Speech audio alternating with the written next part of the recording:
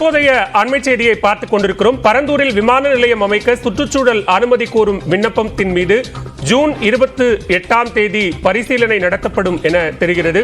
இது தொடர்பான கூடுதல் விவரங்களோடு இணைகிறார் சிறப்பு செய்தியாளர் தமிழரசி. விவரங்களை பதிவு செய்யலாம்.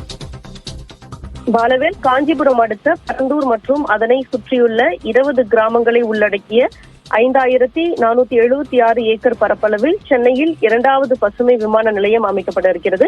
இதற்கான நடவடிக்கைகளில் மத்திய மாநில அரசுகள் ஈடுபட்டுள்ளன.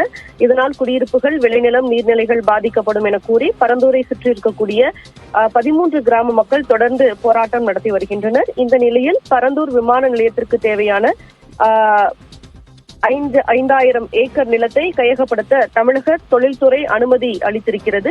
இதற்கான அரசாணையும் கடந்த ஆண்டு வெளியிடப்பட்டது. இதனைத் தொடர்ந்து நில எடுப்புக்கான முதல்நிலை அறிவிப்பும் வெளியிடப்பட்டது. இந்த நிலையில் பரந்தூர் விமான நிலையம் அமைக்க சுற்றுச்சூழல் அனுமதி கோரி தமிழ்நாடு தொழில் வளர்ச்சி கழகம் விண்ணப்பித்திருந்தது. இந்த நிலையில் இந்த விண்ணப்பமானது 28 எடுத்துக் கொள்ளப்பட இருக்கிறது. சுற்றுச்சூழல் அனுமதிக்கான விண்ணப்பத்தை வரும் 28 மத்திய அரசின் சுற்றுச்சூழல் நிபுணர் மதிப்பீட்டு குழு பரிசீலனை செய்ய இருக்கிறது. பாலா, நன்றி தமிழரசி, விரிவான விவரங்களை பதிவு செய்தமைக்கு.